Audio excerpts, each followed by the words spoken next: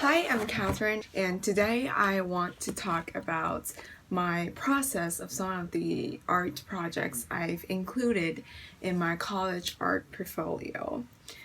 Yeah, so let's get started. So the first one I want to talk about, it's called Blossom. And Blossom is related with font design and also with layout design. And the reason why I wanted to talk about this is because this is the first time that I've really sat down and think about what kind of message do I want to convey in my art portfolio. So I've actually done some brainstorming, and I was kind of inspired by my college essay, and I was talking about the dreams I had when I was young and how I came to having this dream of being a spatial designer. So there's actually a lot of childhood, perhaps unrealistic dreams I had, such as being a painter or musician. So eventually I've thought about it, and I think this is what I want to talk about, my dream, because it has been a crucial part of my life since I was in elementary school. So because I know that I want to do something with font design, so it's actually kind of crucial for me to first choose a word, and then second to choose the font I want to use.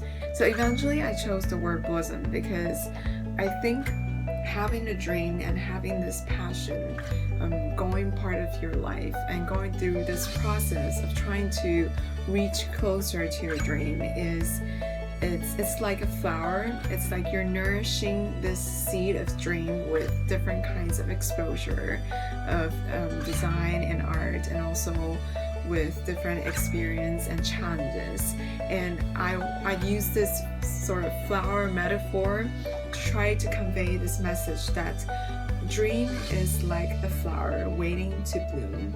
And when you really enjoy that process, when you embrace your passion and what you really want to do in life, it's going to bloom like a blossom and to embrace its most beautiful moments. So that's basically the main message of this work, and also the theme of my portfolio.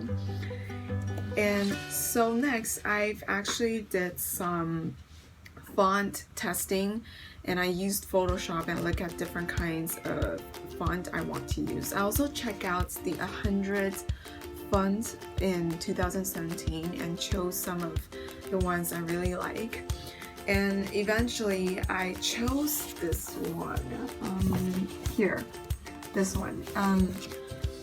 And so I did some sketching, you can see here.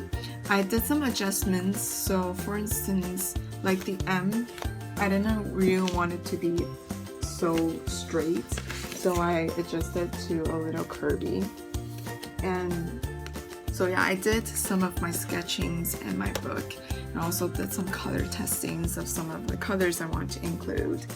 And then I went through a series of sketches of what kind of objects I want to make. And so there are then these kinds of, it was kind of rough at first, like this girl. I don't know, it looks kind of childish, and it's not really my style. So it went through a series of adjustments, and at first I wanted this to be a 3D space related because I was thinking to have some strings hanging on with the objects I would make with rings and clay. I think it will look kind of interesting. But eventually it's kind of complicated, and you have to buy the strings, you have to set out a ceiling, so that didn't really quite work out. And in addition, the reason I chose rings and clay is because this is related to my childhood memories, and this is a medium that sort of express my childhood dreams. So then I chose that I wanted to make it to just to 2D design, and yeah. And then after that, I did a series of objects, and actually I actually did way more objects than what I really included in my final project. Okay, so coming to my final product of Blossom, eventually I have to choose between a vertical layout or horizontal one. And eventually I chose the horizontal one because I like how the words flow. And there are also some things I want to talk about my final product. The first one is this object that I included. It's a puzzling chair.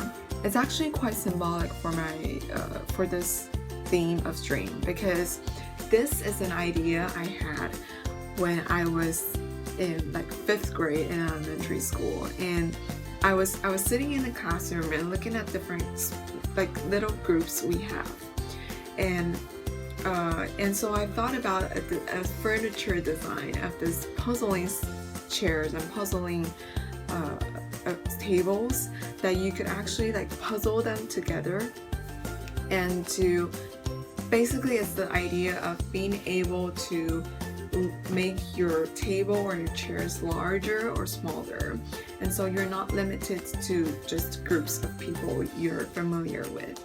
And I think this is really a symbolic design, because this is why I wanted to be a spatial designer, because I don't want the space to just be athletically pleasuring, but it's more about connecting people and encouraging people to interact with each other. And so I think it's really cute, and it's also a very important part of my dream. And so that's basically my start of my dream and my start of my portfolio. So the second piece I really want to share the process is called Obsession, and it's a series of 2 works.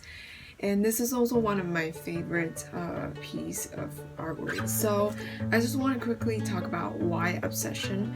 It's just a random observation I had as a student, and oftenly seeing students cheating in their tests because they're so obsessed with getting good grades.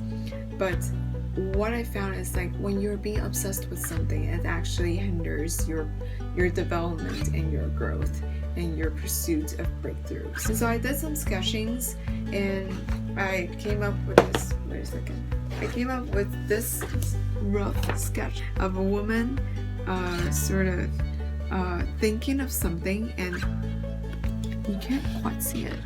So these are actually her hair, and what's in her hair are desserts. And then as a follow-up, I did some arrangement of the shapes of dessert I wanted to include. It's kind of rough, but you can sort of see round and triangles and rectangular shapes of desserts I've included. And the reason I chose desserts is because, first of all, I really like sweets, and then I figure out there's this double meaning of tasting the sweetness in life and being obsessed with it.